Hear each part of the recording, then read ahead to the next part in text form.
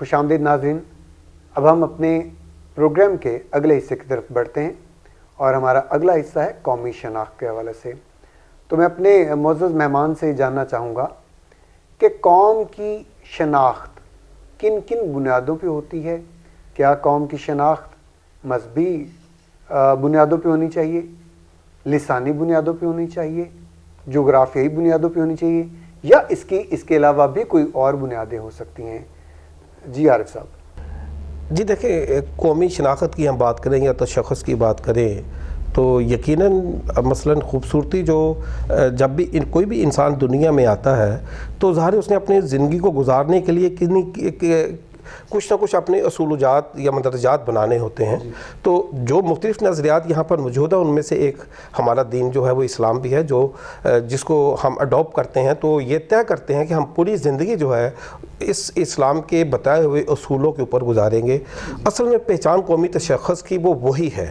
دیکھیں، میں ایک بات بتاؤں، میرا یہ جسم ہے اور کسی بھی تندرست اور خوبصورت انسان کے لیے یہی چیز ہوتا ہے کہ اس کے اندر پہلی تو بات صحت، تندرستی، اور پھر اس کی وہ تمام جو کہ انسانی شناخت کی وہ پہچان ہیں وہ لوازمات ہوں۔ مثلا میرے ہاتھ ہیں، میرے پاؤں ہیں، میری آنکھیں ہیں، میرے کان ہیں، یا میرا زبان بولنے کے لیے ہیں، یعنی کہ یہ چیزیں میری شخصیت کو مدبر بناتی ہیں، پرکشش بناتی ہیں، میرے تشخص جو شناخت کو بھی اور میرے معیار کو جو تشخص کی ہم بات کریں تو وہ خوبصورتی امتیازیت کا ہی نام ہے نا۔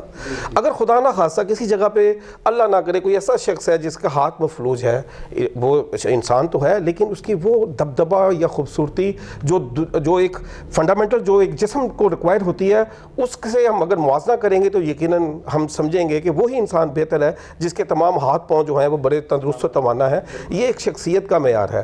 اس لیے نظریہ بھی ایک ایسا ہی جسم ہے جس کے اندر اس کے جو تمام اصول ہیں وہ اس کے پاؤں ہیں، کان ہیں، جن کو اپنی حرکت سے ثابت کرتا ہے کہ وہ ایک زندہ چلتا پھرتا ایک نظریے کو عمل کرنے والا انسان ہے۔ تو جب تک آپ اپنے نظریے کی جو اصل میں ساکھ ہے اگر وہ آپ کی بٹی نہ ہو، اگر آپ اس نظریے کی کمٹمنٹ کے اوپر کھڑے ہوں تو آپ کا قومی تشخص اور قومی شناخت دنیا میں ایک میسج بن کر جائے گا۔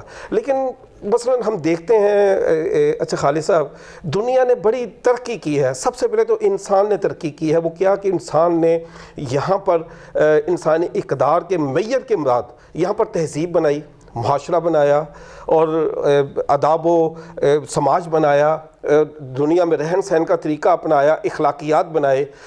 یہ چیزیں پوری ہونے کے بعد ضرورت ایجاد کی ماں ہے، پھر ہم سمجھتے ہیں کہ انسان اس وقت چاند کی طرف چلا گیا۔ آج دنیا کی اس ٹیکنالوجی کی ترقی میں صرف شکوہ یہ ہے کہ جتنا یہ ترقی میں گیا ہے وہی تہذیب جو اس نے کبھی کل کو بنائی تھی، وہی اخلاق، وہی تہذیب، وہی سماج آج پستی کے دور پہ ہے۔ چاند پہ جانے والا انسان زمین پہ رہنے والے انسان کی ضروریات کو شاید بھول چکا ہے۔ اگر وہ اس کی ضروریات کو پورا کر دے، وہی معاشرہ جس کی ہمارا نظریہ ہم سے ڈیمانڈ کرتا ہے، جس تہذیب کی، جس اخلاق کی، جس مساوانہ رویوں کی، تو میں یہ سمجھوں گا کہ یہ دنیا بڑی سہل اور خوبصورت بن جائے۔ لیکن المیہ یہ ہے کہ یہاں پر بٹے ہوئے دیکھیں، یہاں پر ہمارے ہی جو کلمہ گو یہاں پر رہنے والے ہیں، اگر ہم پاکستان خطے کی بات کریں تو انہوں نے یہاں پر قوم کو لسانیت پہ نہ تقسیم کیا بلکہ پیشوں کے اوپر بھی تقسیم کر دیا، اور ان کے حقوق کے اپنے قبضے میں لے لیے، اور جینے کے وسائل ان کو نہیں دیے اور ان کو کمتر بنا دیا۔ مثلا فرض کریں، یعنی کہ ہم دیکھتے ہیں یہاں پر اب دوسرے معاشروں سے اگر جو ہمارا معاشرہ اسلامی معاشرہ لسانیت کو بالکل نہیں مانتا، انسان کی تقسیم کے اندر وہ کوئی مثلا اس کے اندر گنجائش نہیں ہے، تو کسی کو اللہ نہ کرے باربر جو حجام کہتے ہیں، جسے ہم نائی کہتے ہیں، بنا دیا، کسی کو موچی بنا دیا، یعنی کہ ان کو تخلیق یہ کر دیا کہ پیشہ ورانہ تقسیم کے بعد، دیکھیں پیشہ ورانہ تقسیم کے بعد آپ نے ان کے وسائل بھی چھین لیے اور ان کو انسانیت سے کمتر بھی بنا دیا۔ تو بٹے ہوئے معاشروں کی ساکھ جو ہوتی ہے، میں سمجھتا ہوں کہ وہ کسی بھی قومی تشخص کو اجاگر نہیں کر سکتی۔ قومی تشخص کو اگر اجاگر کرنا ہے تو یونانی میں اپنے اس نظریات کا فالوور بننا پڑے گا جس کے آپ پیروکار ہیں۔ یعنی آپ کی بات کو ہم اگر سم اپ اس طرح سے کریں کہ جغرافیائی حدود کو بھی مد نظر نہیں رکھنا چاہیے، لسانیت کو بھی مد نظر نہیں رکھنا چاہیے، بلکہ قوم کی بنیاد جو ہے وہ نظریے اور انصاف پہ ہونی چاہیے۔ آپ کی بات کو میں اس طرح سمجھ سکا ہوں۔ جی بالکل ایسے ہی، بس وہ جو پرنسپل جو آپ نے جو اصول جو مروجات جو آپ نے طے کر رکھے ہیں، دیکھیں اب اپنا یہ اگر یہ جو لائٹ مجھے مل رہی ہے، جو کیمرہ میرا مجھے دیکھ پا رہا ہے، اگر اس کا کوئی فنکشن خراب ہو جائے گا تو یہ صحیح مینٹین نہیں کام کر سکتا. اسی طرح سوسائٹی تبھی چل سکتی ہے تو تمام ان اصولوں کو اپنایا جائے جو اس کی ضروریات ہیں. آپ نے قومی تشخص کے حوالے سے بڑی اچھی باتیں کی.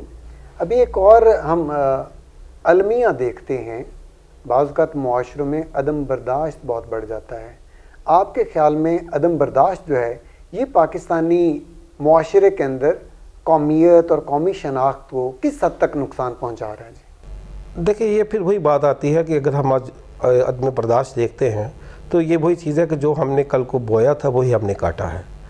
مثلا جب اس قوم کی اب تعمیر نو ان کے نظریات کے مطابق نہیں کریں گے، جب یہاں پر کا جو نوجوان طبقہ ہے ان کو اپنے آداب و اصول نہیں سکھائیں گے اور ان کو ان سے بے روا روی کی طرف رکھیں گے، ان سے بالکل ان کو اس طرف آشنا نہیں کریں گے، تو میں نہیں سمجھتا کہ قومیں جو ہوتی ہیں ان کی تربیت سے بنتی ہیں. یعنی کہ جب تک ان کی تعمیر نو نہ ہو قومیں نہیں بنتی. نظریے کے ساتھ ساتھ تربیت کے بغیر وہ نہیں بن سکتی. تو یہاں پر اگر ہم سمجھتے ہیں کہ ہم اتنے معاملات اور اتنی ہماری جو تقسیم جو غیر انسانی تقسیم ہے وہ بھی ہے، اور یہاں پر اخلاقیات اور تہذیب اور سماج کے حوالے سے ہم بات کرتے ہیں تو یہاں پر قانون تو ہے لیکن انصاف نہیں ہے، جسٹس نہیں ہے، خدائی عدل جسے ہم کہتے ہیں ان اللہ یامر بالعدل والاحسان. اگر ہم اس کی بات کریں کہ اللہ تعالیٰ عدل اور احسان کا حکم دیتا ہے جہاں پر معاشرے خوبصورت بنتے ہیں. مقصد وہ اگر اس کی اپنا قوم کی نہ دیکھیں، جو آپ کھاد میں ڈالیں گے اگر آپ اپنے پانی نہیں ڈالا، اگر جہاں پر اس کی ضرورت ہے اس کو پورا نہیں کیا تو وہ فصل کیسے تیار ہو سکتی ہے؟ تو اس لیے یہاں پر انسان کی خاص طور پر آپ اگر میں سمجھوں گا اس معاشرے میں کسی جانور کو بھی اپنے پاس لے آئیں تو اس کو تھوڑے سے آداب سکھائیں تو وہ آپ کے گھر کا رہن سہن سیکھ جاتا ہے.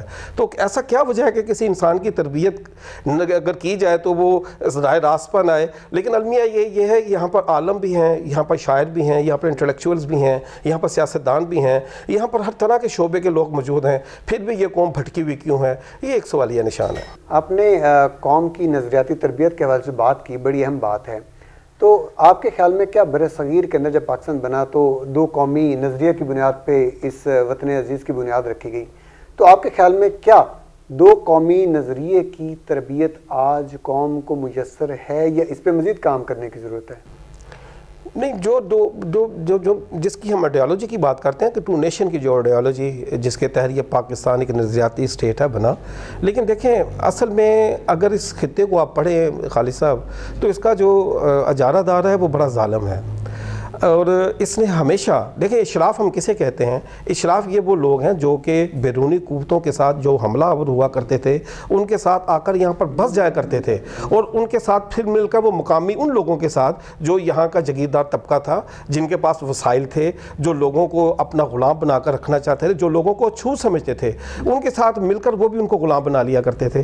دیکھیں انگریز اگر آیا، مثلا جیسے ہم کہتے ہیں سامراجی قوتیں یہاں پر آئیں اور آ کر انہوں نے یہاں پر آ کر کچھ دیر رول کیا اور پھر چلے گئے، کیونکہ وہ سمجھ گئی تھی کہ ان کے لیے سب سے بڑا جو طبقہ ہی ان کے لیے جو یہاں کے انسانوں کو حقوق دینا نہیں چاہتا، تو اس کا مطلب یہ ہے کہ سب سے بڑے دشمن تو یہی ان کے پاس موجود ہیں.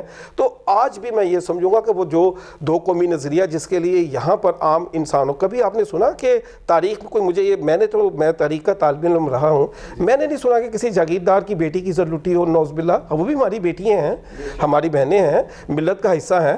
ہم نے دیکھا کہ جب تقسیم ہوئی تو یہاں پر ایک عام انسان کا قتل و غارت ہوئی اور وہاں پر ماؤں بہنوں بیٹیوں کی عصمتیں لٹی گئیں.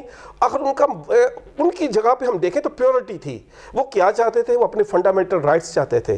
وہ چاہتے تھے کہ ان کو ان سامراجی قوتوں سے نجات ملے جو یہاں پر اجارہ دار موجود ہیں. اصل چیز 2000 سال پہلے کی اگر تاریخ کو پڑھ لے تو اس کی بڑی تلخ تاریخ ہے کہ 4 یہاں پر طبقات ہوا کرتے تھے. ایک برمن تھا، ایک ویش تھا، ایک خطری تھا اور ایک اچھوت تھا.